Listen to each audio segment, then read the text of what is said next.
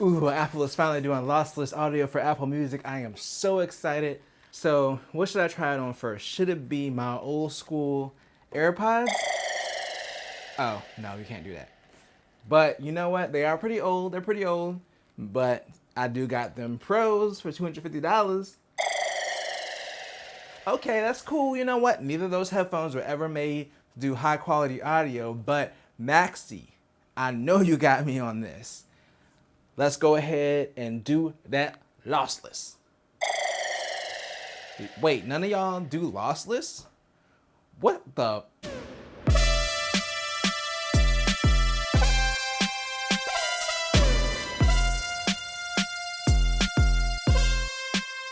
I am back to answer the question today, is Apple lost with lossless? Meaning that they're adding the feature to Apple Music, but none of their headphones, not even the most premium AirPods Max, support it. So, what's the point? But before we can answer that question, we got to answer the simple question of what is lossless. Now, there's a long, detailed explanation that I could go into, but I'm just going to break it down the most basic level that I can. So, lossless audio is just basically audio with no compromises. That means that you're getting the full original recording with no loss, no compression. So basically, if you listen to music on most popular streaming services, it's going to be compressed in some way. Like for instance, right now, Apple uses AAC as their compression. And the compression just basically allows you to get a much smaller file and keep most of what you hear anyway. It eliminates a lot of the stuff that you probably wouldn't hear. You do lose a little bit of quality, but for the most part, compression nowadays are pretty good. Like back in the day when we was on Kazaa, you know, doing peer-to-peer sharing, which I shouldn't be talking about. But back in those days, you was downloading some horrible MP3s and just files in general when it came to music because everybody had bad connections. I was still on dial-up. I was dialing up on Kazaa. I remember getting like the worst quality audio recordings back then. But now, compression is pretty good. So you can actually get some really high quality compressed files that sound great. And that's what you'll be playing if you have AirPods, because none of these support lossless. So you might be asking, what's the big deal about it if most people won't notice a difference anyway? Well, there are some people with very sensitive hearing that can notice a difference.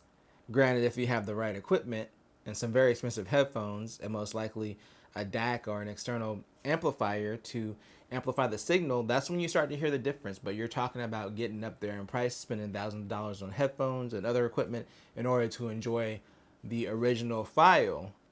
And that's why they call them audiophiles, and they're terrible people. I'm just kidding. I like good audio myself, but there's just a certain point where it gets prohibitively expensive. If you really want to enjoy like what you can hear from a lossless file, and I'm not saying it's not worth it, but there's just an expenses associated with it. So the fact that none of these headphones do lossless, it's not really surprising. These are primarily Bluetooth headphones, especially these two. This does have the option to connect a cord to it to do wired audio, but even when you do like, you know, from an analog source, it's still going to compress it and send it to these headphones as AAC, which is why they don't support lossless. They only support AAC.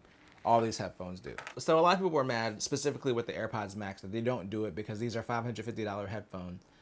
And the first thing I'll say is, like, as far as expensive headphones, these are really mid-range. Like if you're talking about getting like that ultimate audiophile experience, these are probably like half the price at least of some of those headphones that you might pay for, barring any other equipment that you need to actually enjoy those files the way that you're supposed to.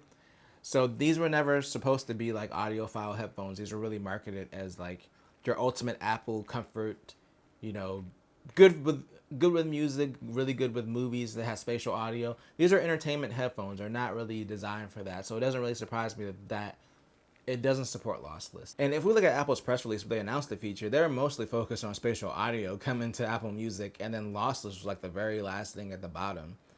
So I don't think that this is even like a big focus of theirs. It's just the next area of competition as far as streaming services. If they want to get people outside of the Apple ecosystem to use Apple Music, and Spotify is getting, you know, high res audio or high quality audio, of course they're going to want to compete in that way. So I think that's a part of it. Tidal had been the biggest one that offered like lossless audio for the longest time.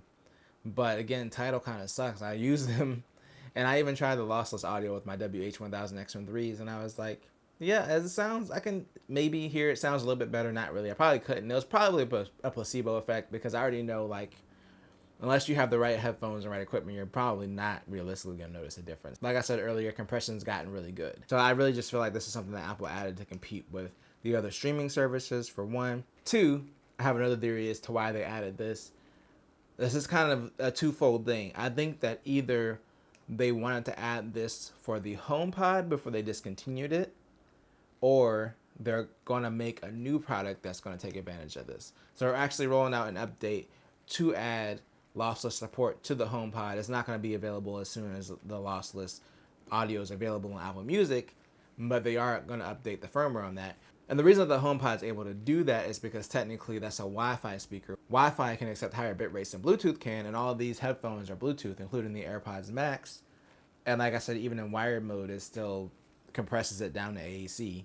So that's not even really an option for these headphones. But with Wi-Fi speakers, you can do that wirelessly. So that is coming to the HomePod and the HomePod Mini. Now, the reason that I think that this was either going to be a big feature for the HomePod or Apple's working on a new product is, with the new Apple TV, Apple also silently added a feature for eARC. And basically eARC lets you take like an audio device, typically like your soundbar, and you can share it to any other devices connected to the TV. So basically your HDMI cable also functions as a separate audio cable. So even if you're not on the same input as that device, like if you have a soundbar connected and it's like on HDMI 3, if you switch to HDMI 2 to play your PlayStation, it will still send the audio through HDMI 3 to that speaker. So basically the new Apple TV added that feature, and if you have speakers paired to it, like, I don't know, 2 HomePods, you can actually use the HomePods on any input now. And that's a feature they kind of snuck in with the new Apple TV. So I'm wondering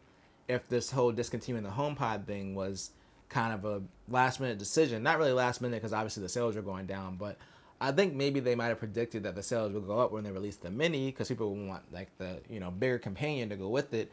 And probably when it didn't, they decided to discontinue it, because it's weird that they added this and it only works with the old HomePods right now. So in my opinion, with Lossless coming to the HomePod and the HomePod Mini, and then also them adding eARC for the HomePod, it could be that they're going to introduce another speaker, like a more of a soundbar type speaker instead of the HomePod, that works with the Apple TV, and that's a home entertainment / music speaker. And that would be their main product for this. Or they're planning on the HomePod making kind of a resurgence, and then this was going to be a bigger deal for the HomePod. I really think it's either one of those two things. Like, they're banking on the HomePod being more popular, or they're working on another speaker, and that's going to support lossless.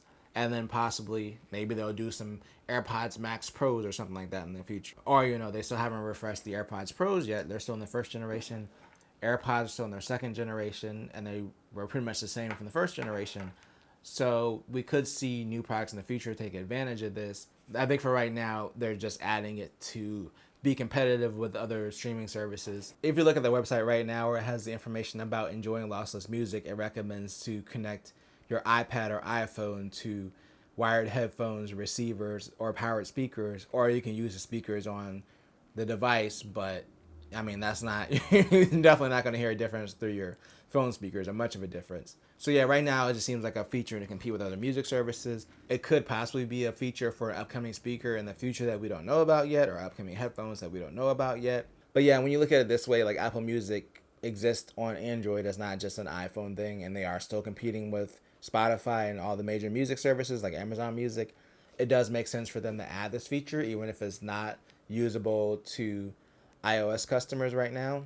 As far as the AirPods Max, these actually aren't mine anymore. If you watched the last video, or the video from last Wednesday, these actually are just, I always give him the stuff that I don't want. He really wanted these headphones. I really didn't care for them as much as I liked my WH-1000XM3s, so I gave them to him.